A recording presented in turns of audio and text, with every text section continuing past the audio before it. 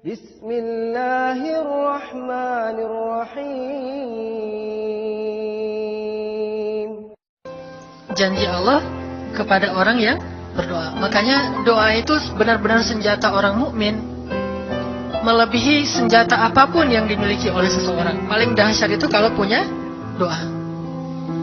Jadi kalau orang yakin kepada Allah, maka dan keyakinan dia kepada Allah lebih besar daripada keyakinan dia kepada apapun, maka selama dia masih bisa berdoa kepada Allah, dia tenang. Ada masalah dikit, oh Ilahi. Ada masalah dikit, Ilahi. Ada masalah dikit, Rabbi. Terus saja. Ada masalah sepele apapun, minta ke Allah. Ada masalah apapun, minta ke Allah. Dan kata Nabi, janganlah kalian menjadi lemah dalam berdoa, karena sesungguhnya tidak akan binasa seseorang selama dia masih berdoa kepada Allah. Itu hadis Nabi dari Aisyah. Janganlah kalian menjadi lemah dalam berdoa, artinya jadi pundung, jadi putus asa dalam berdoa, karena tidak akan binasa seseorang selama dia masih berdoa kepada Allah Subhanahu wa taala. Jadi kalau kita masih terus mengharap dan meminta kepada Allah, kita nggak akan binasa, kita nggak akan kalah, kita nggak akan rugi. Dan kata para ulama, segala sesuatu di dunia ini akan pergi dan tidak kembali. Ini clue penting nih, bisa dicatat. Segala sesuatu di dunia ini akan pergi dan tidak akan kembali kecuali doa. Dia pergi dan dia pasti akan kembali. Segala sesuatu kalau udah pergi di dunia ini nggak akan kembali lagi. Kalau pergi di sini maksudnya pergi kepada Allah. Tapi kalau doa pergi ke Allah, dia pasti akan balik lagi kepada yang meminta. Satu-satunya yang pergi ke Allah dan kembali di dunia ini hanyalah doa. Makanya ayat ini kalau kita kasih judul adalah janji Allah kepada hambanya yang berdoa. Allah berjanji, apa kata Allah? Inni qaribun. Aku itu dekat. Maksudnya, gak mungkin aku gak dengar doa kalian. Begitu kita berdoa, kita pikir, Allah dengar gak ya? Jangan-jangan kok doa saya belum diijabah, kayaknya Allah gak dengar yang kemarin, saya harus keraskan lagi suara saya.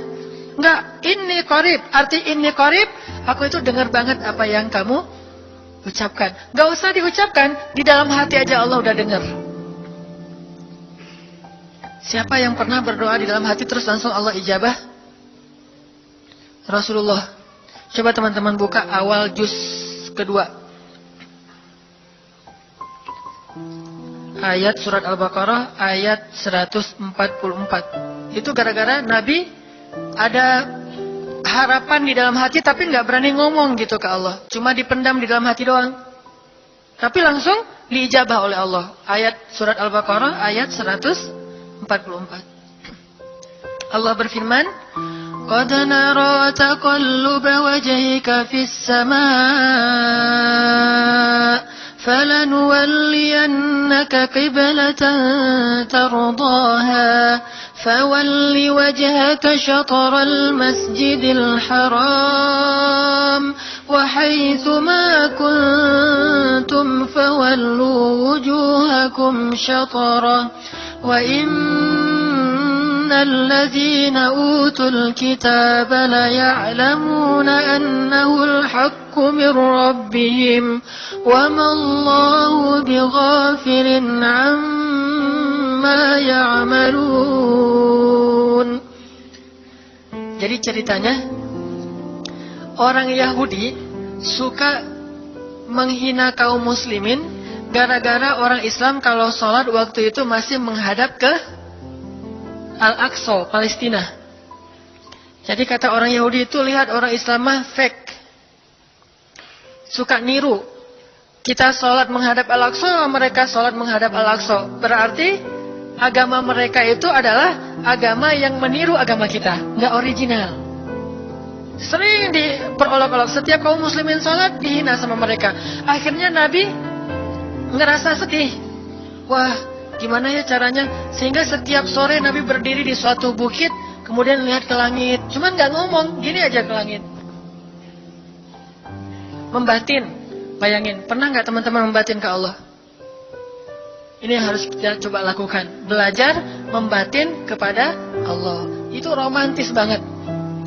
Jadi duduk sendiri. Allah, ngomong gitu dalam hati.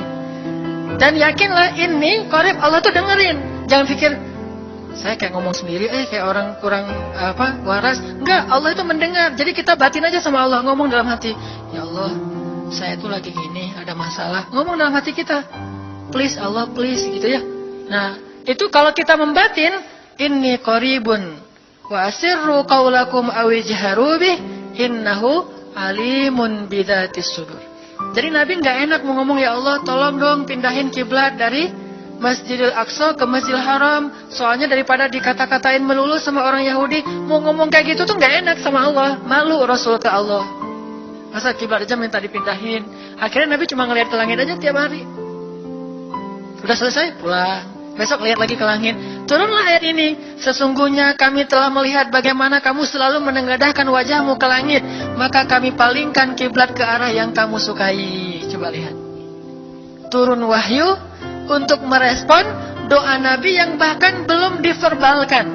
Belum diucapkan dengan kata-kata, tapi Allah udah ngerespon. Gimana caranya biar kita bisa kayak gitu? Lihat seorang cewek cantik, kayaknya kerudungnya soleha gitu ya. Kuliahnya di UIN misalnya. Atau di pesantren mana gitu. Ternyata pas kita tanya-tanya ke teman-teman kita, oh dia tuh lagi belajar Al-Quran di masjid. Sekarang lagi hijrah banget. Bahkan udah hafal juz amma, juz 30. Masya Allah. Terus dalam hati, aduh ini kayaknya cocok menjadi ibu bagi anak-anak saya. Wih. Tapi dalam hati kan gak berani ngomong nih. Tiba-tiba dapat berita, dia masih jomblo juga loh, belum ada apa-apa, nggak ada ikatan sama siapa-siapa. Oh gitu, membatin lagi, ya Allah, bisa nggak ya saya datang ke rumah dia? Tiba-tiba kita ngelewat, ketemu dia lagi benerin motor, lagi parkir motor depan rumah dia. Si Neng itu ternyata rumahnya di sini. Ternyata tetangga. Ada aja jalan tuh Allah mempertemukan. Allah tahu isi hati kita. Bisa nggak caranya sespontan itu? Gampang. Pengen sesuatu, Allah kasih. Padahal kita belum minta. Ini kan keajaiban doa nih. Cuman kita seringnya ngerasa udah minta berkali-kali kok nggak dikasih-kasih. Kita belajar sekarang. Rasul nggak usah minta pakai verbal, cuman membatin doang dalam hati, Allah udah ngasih. Pernah nggak teman-teman ngerasa kayak gitu? Ada kepengen sesuatu, tiba-tiba terwujud. Pernah kan? Tapi kepengennya yang baik-baik.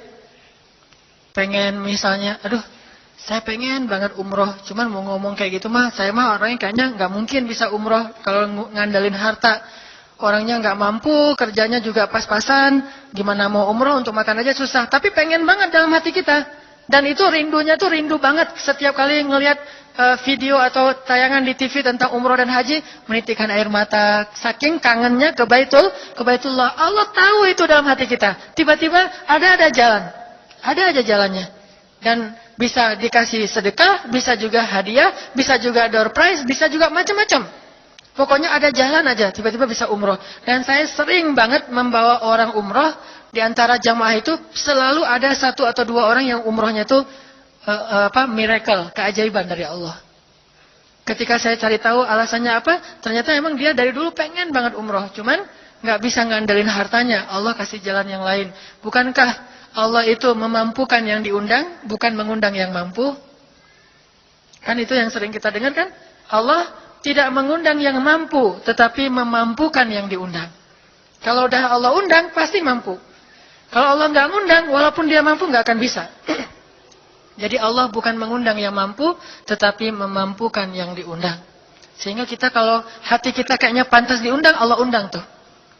Begitu juga dalam urusan rezeki. Aduh, saya pengen kerjaan yang kerjaannya itu lebih halal, lebih nyaman, bisa sholat berjamaah tepat waktu, ada waktu juga buat keluarga, bisa juga berdakwah ke teman-teman. Akhirnya membatin kita itu karena kuat banget, Allah wujudkan. Ini artinya Allah qaribun, Allah maha dekat. Sehingga kalau kita pengen doa kita itu powerful, belajar dari as-siqah billah. Tips pertama adalah as-siqah billah. Percaya deh sama Allah.